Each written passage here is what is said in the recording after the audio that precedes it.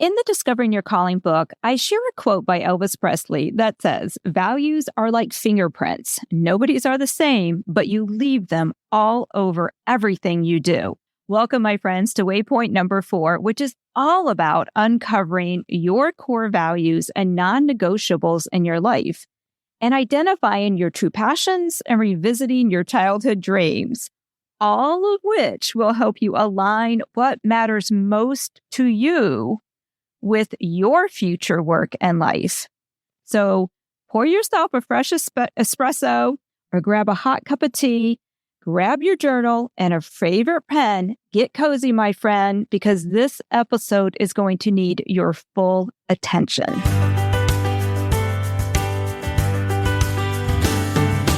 Welcome to the Discovering Your Calling podcast. I'm your host, Sherry Miter. I'm here to help you unleash your strengths and get clarity on your calling. I believe when you find your purpose in life, fulfillment, joy, and success will follow. If you're ready, pop in those earbuds, hit that follow button, and join me on this journey toward discovering your calling. So welcome back, my friends, to our Discovering Your Calling 8-week challenge. We are halfway through. We're on week 4 and waypoint number 4.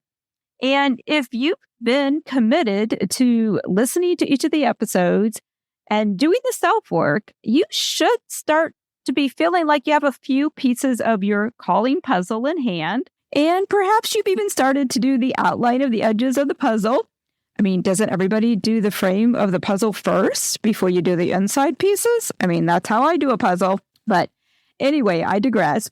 But you should be creating a framework for, or at least beginning to feel like you have the framework started for your calling. And you know what? If you don't sweat it. Don't worry. No judgment here. Just keep doing the work. If you need to, go back and re-listen to the past episodes and spend time really doing the self-work. Because the more you can pour into this program, the more you're going to get out of it. And eventually, things should start to come together. And I get it. I know in today's fast-paced, AI-driven world, it's so easy to expect instant results. But true clarity, my friend, doesn't come with the push of a button. And it takes dedication, persistence, willingness to do the work, and being open to what you discover about yourself every step of the way. And I know you know this because you're an achiever and you understand that excellence is about showing up fully, even if the path before us isn't crystal clear. So keep showing up with your best self, and I promise you the clarity will come. And this is where the values come in, because your values are about showing up as your best self, or you probably wouldn't be listening to this podcast. And it's your values and what I call non-negotiables that are the foundation of everything you do. And I kind of like to think of them as maybe those corner pieces of your puzzle that without them, it's going to be really hard to fit the other pieces together. It's what matters most to you, and that will shape how you live out your calling. And in this episode, we're going to get really clear on what those values are. So again, this is waypoint number 4, and it's all about uncovering your core values, your non-negotiables in life, identifying some true passions you have, and revisiting your childhood dreams. And it will require time for you to sit in quiet reflection, journaling, and if it resonates with you, praying. And, whether you find this introspective work invigorating or challenging, it's important to approach it with patience and openness. And remember that as you do this work, there are no right or wrong answers. It's only your authentic thoughts and feelings. Now, before we move into the steps to connect with what your core values and non-negotiables are, I want to share a story about a time in my life when my core values were compromised and how it made me make a major career decision. And as I share my story, I want you to think about, is it a situation that you can relate to? Maybe it's the current situation you're in, or maybe you've felt this way in the past. So I want to take you back to February 2020. And no, it's not a COVID story. This happened before we knew COVID was a thing to be concerned about. Only a few weeks beforehand, but it was beforehand. And what happened to me then was that I heard some news from my from the corporate headquarters of the direct sales company that I was with. And this news honestly became the final straw to solidifying my decision to leave my career with that company. And that decision came despite the fact that I was actually at the height of my career. And what had happened is I had just found out that one of our corporate staff members was suddenly let go. I mean, suddenly. Like he was supposed to be coming to visit my town to do a workshop in just a few weeks. And I had just saw him the month before at a huge leadership conference. I mean, this was a sudden decision. Well, maybe it wasn't a sudden decision, but it was a sudden announcement. It felt like a sudden decision. And this person wasn't just another staff member, but he was somebody that I had come to lean on and highly respected. And honestly, I adored him. He had been a pivotal part of thousands of women's success within our company, including my own. And he was the person who taught me all about Clifton strengths and how to utilize my talents to become a stronger leader. And here's the thing. It wasn't just the fact that he was let go that really got to me. It was the way it was done. You see, we just received a very terse note from headquarters. I think it was in an email, as if it was a very small decision. Like, oh, we're not making this product anymore. And here's why. It was like really done, and I thought in a very untasteful way. And to me, this entire situation was just incomprehensible. I didn't understand why they made the decision. They never gave us any clarity on that. And it was just like, poof, he's gone out of our lives. And this became the straw that broke the camel's back for me. I had already been in a place of wondering whether or not this was where I wanted to stay for the next 10 years, 20 years of my life, even though I'd been there 25 years. But this situation, it really stirred up something in me because it violated my core values of integrity, authenticity, and loyalty. Those core values had been shattered by the way the company handled the situation. And, despite the fact that I had loved what I was doing, even though I was ready to kind of make a change, I was very deeply connected to my team and my customers and my friends within the company. But this violation of my core values was really the catalyst that made me say, I'm done. I threw up my hands like, that's it. I need to find a way, make a way to do something different. Because I knew I never wanted to be in a place again where I felt like my core values, my non-negotiables, what mattered most to me, and how I ran my business would never be compromised again. And maybe, as I've shared before, is shared in the beginning, that maybe you've been in a similar spot as this, and you can relate to this. And you've experienced that place where what you did or where you worked just didn't align with your core values, or what I call your non-negotiables as well. And, when this happens, it can eat away at us from the inside out. I mean, that's where anxiety, stress, just our overall well-being will suffer. And we find ourselves in this place of just a disinterest in what we're doing and a lack of passion for a job that maybe we once enjoyed. So how do we change this? How do we make sure that where we're going doesn't do that for us, that it does align with our core values that we hold dearly? And that's what Waypoint number 4 is all about. We're going to really dive deep to really identify what are your core values? What are your non-negotiables? What are those passions and dreams you once had in your life, even as a child, that maybe you're not respecting for yourself today? Because we need to identify them so that we can make sure with where we're going aligns with them. So we're going to start with non-negotiables. Now, non-negotiables to me are those things that we're just not willing to sacrifice. They're the aspects of our life that we hold dear and that we refuse to compromise on, no matter what. And you might consider things you love in your life right now, or maybe it's the things you don't want to it's the things you have in your life right now that you don't want to let go of, or perhaps there are aspects of your life that you currently lack, but you're determined to create a future where they are present. And our non-negotiables will change based on our situation in life. What was important to you years ago may not be important to you anymore. But I want you to pause and think about different areas of your life. And we could go into depth on this one thing. I could have done a podcast just on non-negotiables.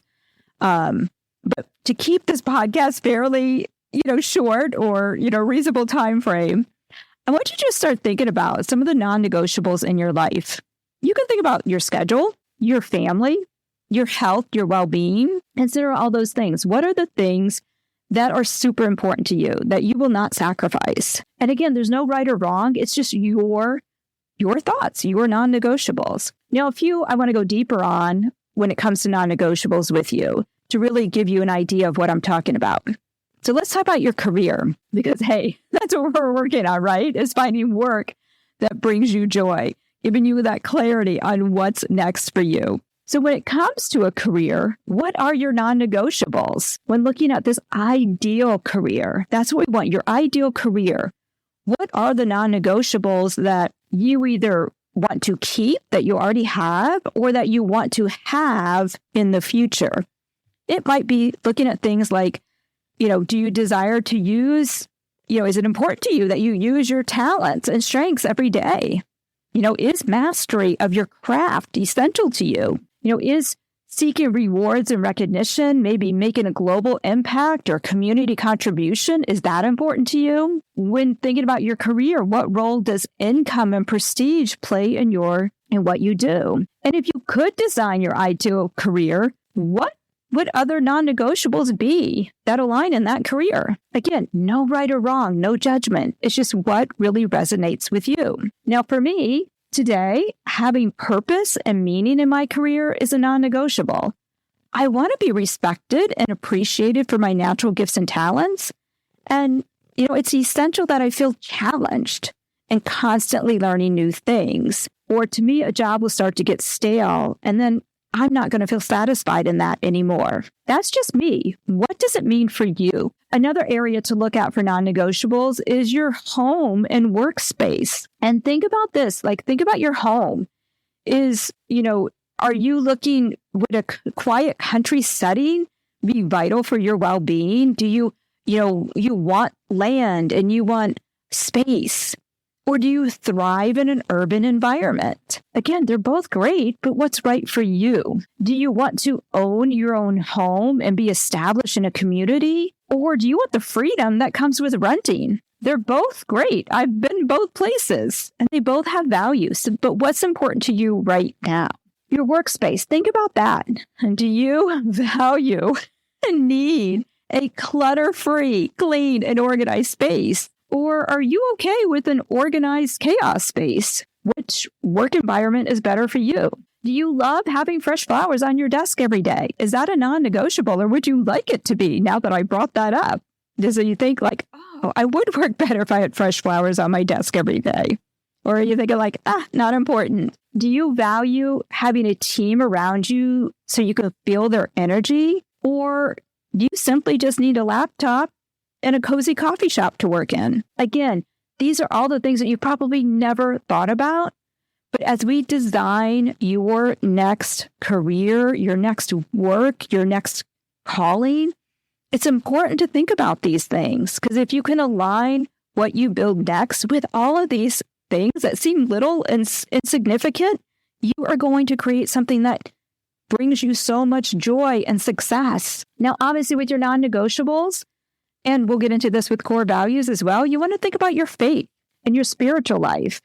Is having time for morning prayer essential for you to start your day? Or do you need an environment that will allow you to express and share your faith? How about your community? Is it important to you that you're part of a local church? Or, is doing something online and in your own time more important to you? How involved would you like to be in your faith community? What about your finances? Think about your finances. What are your non-negotiables with your finances? And do you need to have a certain amount of money in the bank to feel secure? Or are you open to investing in starting a business or pursuing professional development? Think about even finances when it comes to, should you be an entrepreneur or should you stick with a traditional career type job? And that comes with, is a steady paycheck crucial to you? Do you want to know that you are getting paid X amount of money every 2 weeks? Or is having a side hustle or the freedom to own your own business more important to you? Are you a little bit of a risk taker and you're willing to step into entrepreneurship? Or do you can't stand the thought of the ups and downs of owning your own business? These things are important to know. And again, they will evolve and change based on your life circumstances. What mattered most to me when my 3 boys were little looks totally different than what my non-negotiables are today. So that's your non-negotiables. Then we want to talk about your core beliefs and values. Now, you may be wondering, geez, Sherry, shouldn't we have started there? They're more important. And I start with non-negotiables just because I feel like they're an easier thing to really think about, because they do float with us and they're maybe not as strong. And here's the thing, your list of core values will probably be a little shorter than the list of non-negotiables, but they carry a lot more weight. And it's these core values that will drive the way you do work. They'll drive the way you live. And they are the principles that will shape your life and guide all the decisions you make and give meaning to your actions. They should be the foundation upon which your life and career are built. And they may be deeply rooted in your faith, shaping how you view the world and your place in it. Or perhaps your core values might stem from a commitment to justice, a passion for creativity, or a belief in the importance of community. Whatever they are, these core values are what keep you moving forward, even when the path is difficult. And unlike non-negotiables, they usually don't change a lot for us. Our core values are pretty consistent. So when trying to think of our core values, and maybe you already know them, maybe this is an exercise you've done before, a lot of us have, but I like to reframe it as consider what truly drives you in your daily decision making. And here's a couple of questions you could ask yourself. What are the convictions that fuel your ambitions and sustain your spirit? What keeps you going? Another question to think about with core values is what makes you draw a line in the sand you will not cross? With my story, what happened with my friend, I felt like I had to make a decision. I felt like there was a line drawn in the sand and I didn't want to cross that line. So what's that line for you? And another question to think about when it comes to core values is what do you most want to be known for? What's the example you want to set for your family, for your kids, for your grandkids? So think about what really drives you for your core values. So right now, you should have started your list of non-negotiables and then your list of your core values, which, like I said, will probably be shorter, but they'll hold a lot more weight. And now we're going to kind of lighten the load a little bit and think about your childhood passions and dreams. Now, this might seem like it's out of place in this, but it's really, Waypoint 4 is all about just really knowing those internal drivers. Like we talked about your strengths and talents. We talked about your skills, but now we're really talking about like what inside really drives you to keep going. What drives you to do this or not do that? And when we can take a journey back, as I like to say, to your childhood, there's going to be some clues that reveal themselves that show you what you once held space for that maybe you're not doing anymore. And these could be clues to help you and guide you on your journey towards discovering your calling. So here's how we're going to do this. I want you to think back to a time in your life, when you were free from fear, you were full of daydreaming and pretending. And, there were no limits on what you could do or be. You were full of possibilities. Remember that time before somebody squished your dreams? And, aside from being in before the streetlights turned on or you had too much screen time for modern kids, there was really nothing stopping you. And you might think that I'm about to share a familiar question with you. But it's not that question. And the familiar question you might be thinking I'm going to bring up at this point is that, what did you want to be when you grew up? What do you want to be when you grow up? Remember, our, teachers and parents and family friends would ask us that all the time, right? Now, to me, that question is useless unless you're like my husband, who knew he wanted to be a professional firefighter since the age of 3 and went on to achieve that goal and loved it. So unless you're like that, and I'm going to guess that you're not, or you probably wouldn't be listening to this podcast right now, that's not you. So what I want you to do is think instead on what do you want? Instead of what do you want to be, we're going to reflect on what did you enjoy doing as a kid. So think now to not what you wanted to be. I mean, like for instance, if somebody had asked me that when I was in 3rd grade, I wanted to be a veterinarian because I loved James Herriot's books and I was fascinated with horses. So if somebody had asked me, what do you want to do, Sherry, when you grow up? I would say I want to be a veterinarian. But you know what? That dream died in middle school when I had to dissect a frog. It ended right there and then, because I realized, this is not for me. So it's not what we wanted to do. It's what we enjoyed, or what we wanted to be. It's what we enjoyed doing. So think back. What were the activities that you would get lost in as a child? What did you love spending your time on? And here's a key question. This one's so important, is when you were with your friends, what role did you naturally take? Now, some of that was your strengths shining through. And what do I mean for that? So if you think back, maybe you were playing school.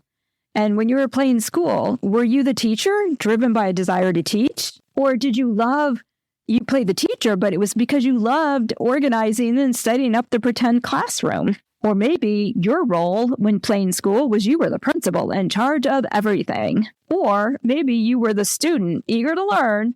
Or maybe you played the student that was the class clown. So what role did you play when you were with your friends? Or think about, did you spend hours playing with Legos and building things? And if you did you prefer to follow all the instructions? Or did you love to create something entirely of your own and throw out the instructions? Did you love to explore the outside every day? You spent hours climbing trees or searching for creatures, great and small. Little James Herriot there. Did you spend that time just playing and dreaming or exploring? Or did you dream of being a rock star, singing into a mic with spotlight on you? It's funny, one of my clients told me this as a child, and today she's so confident on social media. She loves doing live videos and thriving in the spotlight. Or did you play sports? And if you were on a sports team, were you the captain? Were you a support player? Were you the star? Or were you the cheerleader of the team? So think about those roles that you played as a kid and think about the things you enjoyed doing. Again, it's not what you wanted to be, but what you were doing. Okay, so we have a lot of work ahead of us. And hopefully, as you've been listening, you've been jotting down some things. So let's just kind of wrap things up here and review. So what I would love for you to do is spend time really working on your list of non-negotiables, your core values, and thinking about what you loved to do as a kid. Bring back those hobbies and passions you once had, and maybe rekindle hobbies and passions you have as an adult too, or dreams you want to explore in the future. And if you've downloaded the Discovering Your Calling workbook, there's space inside the workbook for you to jot down your answers. And there's even some other questions there to prompt some, new thoughts for you. So use the workbook. If you haven't downloaded it yet, the link is in the show notes. And then once you have your list of all these things we've been talking about, put it aside, create your list, and then let it sit for 24, 48 hours. And then go back to it and with fresh eyes, see what patterns there might be. See what words jump out to you. Highlight them. Circle them. Look for the clues to finding your calling that are going to be hidden inside of this work. And they may be hidden, but when you start to look for the clues, you'll start to see them. And then what I would love for you to do is share your discoveries in the Discovering Your Calling Facebook group. This group is designed for you to have conversations with other like-minded women who are on the same journey as you. It's also your place to not just share your insights and ahas, but to ask questions. I'm there to help you. So if you get stuck on this exercise, let me know and I'll try to coach you through it. If there's some insights you find, let's celebrate those. So share what you discover in the Discovering Your Calling Facebook group. And make sure you keep taking this journey with us. Come back next Tuesday when we move on to waypoint number 5. And I call this Your Purpose is the Problem. And this is where we're going to step outside of this introspective waypoints that we've been working on and look externally to find your calling.